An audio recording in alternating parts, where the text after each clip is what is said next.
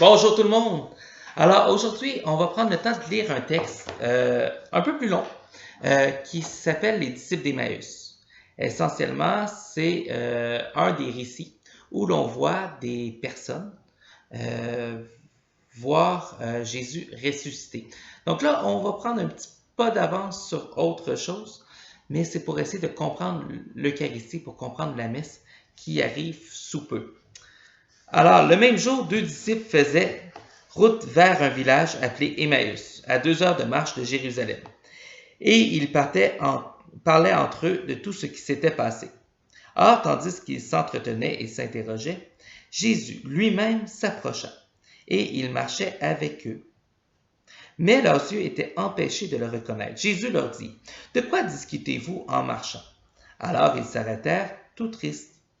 L'un des deux, nommé Cléophas, lui répondit, « Tu es bien le seul étranger résidant à Jérusalem qui ignore les événements de ces jours-ci. » Il leur dit, « Quels événements? » Ils lui répondirent, « Ce qui est arrivé à Jésus de Nazareth.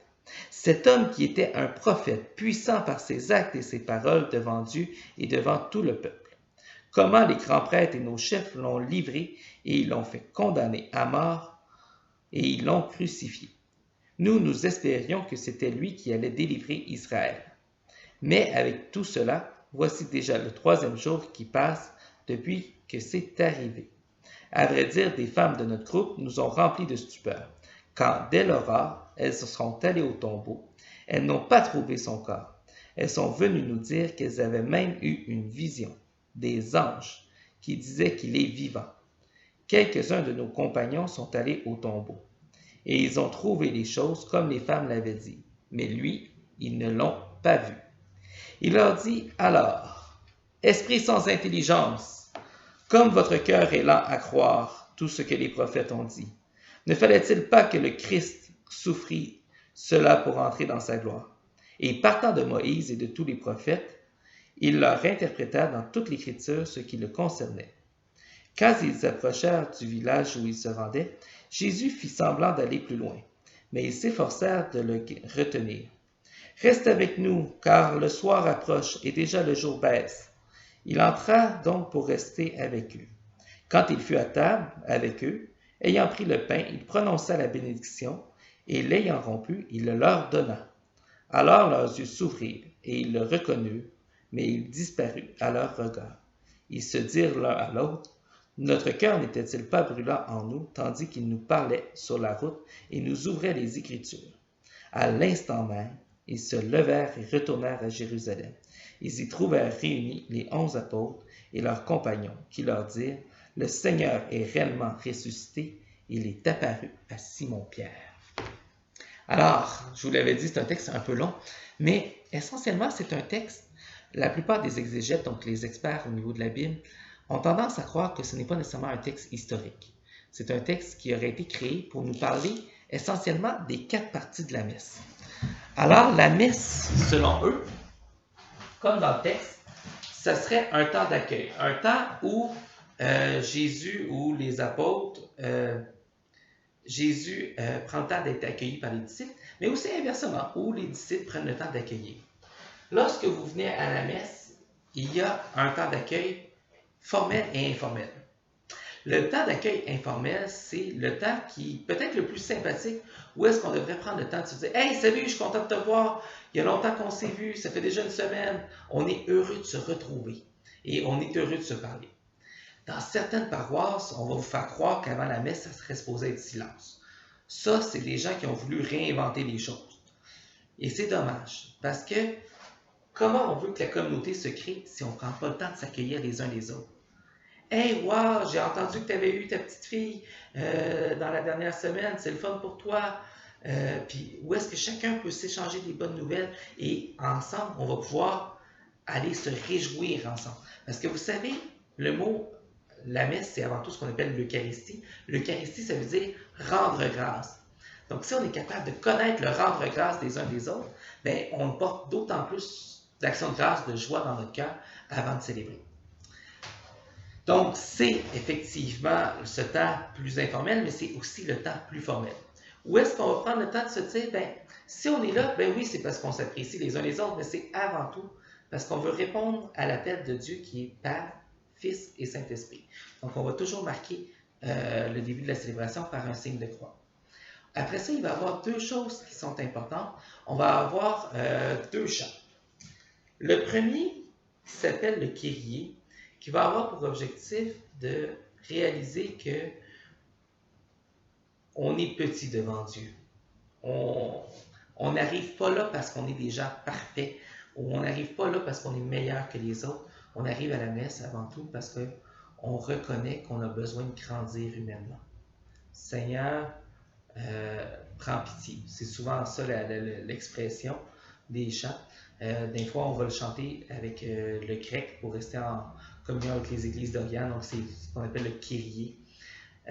Mais peu importe la façon dont on va le prendre, l'idée, c'est simplement de se rappeler que l'on est petit devant Dieu. On a, dans la formule, si on avait vécu le premier pardon ensemble, je vous aurais fait pratiquer un petit chant que j'aime beaucoup.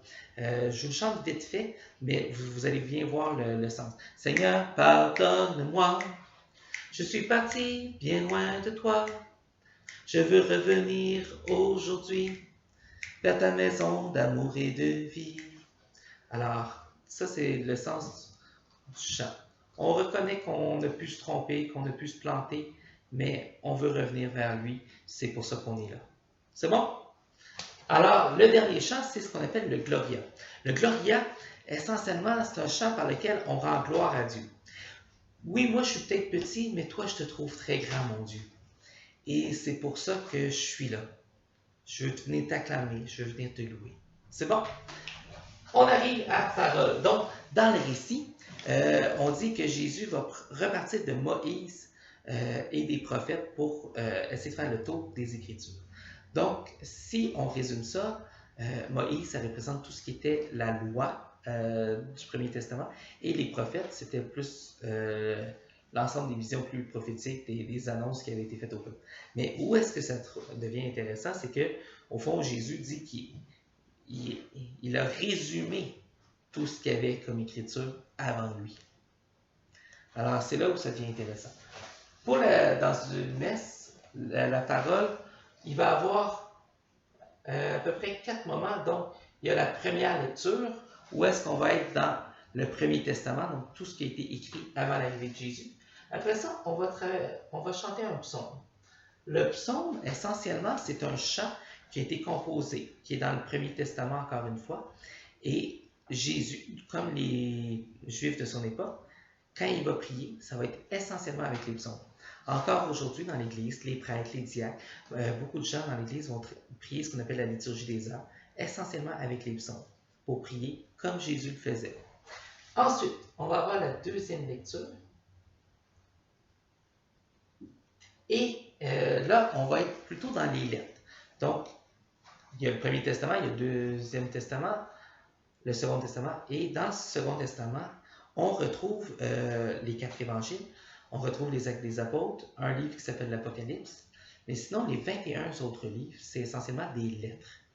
Et c'est dans ces lettres-là, règle générale, qu'on va aller piger la deuxième lecture. La personne qui en a écrit le plus, c'est Saint Paul. Alors, on va aller beaucoup piger dans Saint Paul pour la deuxième lecture. Après ça, il va y avoir l'Alléluia. L'Alléluia, c'est très simple, c'est un chant pour acclamer Dieu. Si on retourne à l'hébreu, Alléluia, ça veut dire loué soit Yahvé, loué soit Dieu. Yahvé, c'est essentiellement, je n'avais pas prévu de l'écrire, c'est en hébreu, alors ça s'écrit comme ça. Okay? Là, je ne vous demande pas de le retenir du tout. L'idée, c'est que c'est essentiellement 4 lettres, ça, I-H-V-H. Ça, c'est ce qu'on appelle le... Ça pourrait être un Y aussi. Essentiellement, ce qu'on appelle le tétragramme de Dieu. Donc, les 4 lettres par lesquelles le peuple juif nomme Dieu dans le Premier Testament, parce que c'est pas prononçable. Okay? C'est le seul objectif. Alors, nous, parce qu'il faut le nommer, on va rajouter des voyelles en dessous de l'alphabet hébreu pour être capable de le nommer. Et ça va nous donner Yahvé. Donc, bref, Alléluia, c'est-à-dire loué soyez allé. Donc, on chante ça. Règle générale, les paroles sont plutôt simples. Alléluia, Alléluia, Alléluia, Alléluia, Alléluia. Donc, vous voyez, règle générale, on n'a pas mal qu'un seul mot dans l'ensemble de la chanson. Alors, c'est pas les paroles qui posent problème. Par la suite, on va avoir l'évangile. Donc, l'évangile, essentiellement, ça va être une parole d'un des 4 évangiles. Quand évangile, ça signifie bonne nouvelle pour nous. Alors, on va essayer de signifier en quoi Jésus est une bonne nouvelle. Et comme le défi des Écritures, c'est qu'ils sont plutôt très vieilles par rapport à nous, bien, on va demander au prêtre ou à la personne qui va faire un commentaire homilétique de prendre parole. Donc, quand c'est le prêtre, on va dire qu'il va faire une homilie. Il va prendre le temps d'essayer de nous dire qu'est-ce que tout ce qu'on a entendu de la parole de Dieu, qui a 2000, 2300, 2600 ans d'histoire, ben, qu'est-ce que ça peut vouloir dire pour aujourd'hui, dans ta cour d'école, dans la vie des grands, dans nos vies? C'est bon? Ici, aujourd'hui, au Québec. C'est bon? Alors ça, c'est son défi. Il y en a qui sont plutôt doués. Il y en a qui ont peut-être plus de misère. Une bonne homilie, moi je dis toujours, il faut que ça soit écrit avec une Bible dans une main pour savoir ce que la parole nous dit, mais avec un journal dans l'autre main pour savoir dans quel monde on s'adresse. C'est bon? Alors, on arrive au pain partagé. C'est là que certains d'entre vous vont faire la première communion. Essentiellement, on va prendre le temps de prier. On va prier assez longtemps et éventuellement, on va partager le pain. Le moment clé auquel j'aimerais que tu portes attention, c'est qu'on ne fait pas de la magie. On ne fait pas « Tadam! Voici le pain est devenu un corps. » Non. C'est beaucoup plus sensé ce qui se produit. Le prêtre va prier, il va dire « Seigneur, envoie ton Esprit Saint, envoie ta présence d'amour pour que ce pain, ce symbole, devienne pour tous et chacun qui est croyant, un symbole de ta présence dans sa vie. » Alors, quand on va te donner du pain, nous, on est conscient que ce qu'on te donne, ça va goûter du pain. Mais ce qu'on te propose sincèrement, c'est d'accueillir Jésus-Christ dans ta vie. Donc, c'est pour ça qu'on va quand même porter beaucoup de respect au pain consacré. D'accord? L'autre chose, un des petits détails, est-ce que vous avez le droit de croquer le pain? Là, j'entends des parents qui ont répondu non. La réponse, c'est oui. Parce que les os de Jésus, ils font plus mal depuis déjà 2000 ans. Donc, il ne faut surtout pas s'inquiéter. On essaie d'éviter ça. Sinon, souvent, les gens vont essayer de le laisser fondre. Ça poigne dans le palais. Là, on voit les enfants essayer de le décoller. C'est pas joli du tout. Alors, on essaie d'éviter. C'est bon pour vous? Finalement, l'envoi. Donc, dans le récit d'Emmaüs, on a vu que Jésus va disparaître à la vue du pain. Donc, l'envoi ici, essentiellement, on va se dire que c'est le moment où on invite les gens à dire on a pris le temps de se rappeler la parole, on a pris le temps de se rappeler que Jésus nous aime et qu'il a donné sa vie avec le pain partagé. Maintenant, allons vivre de cela. Comme j'ai une batterie faible, je m'arrête là. Je vous reviens avec un exemple dans quelques minutes. Bye bye!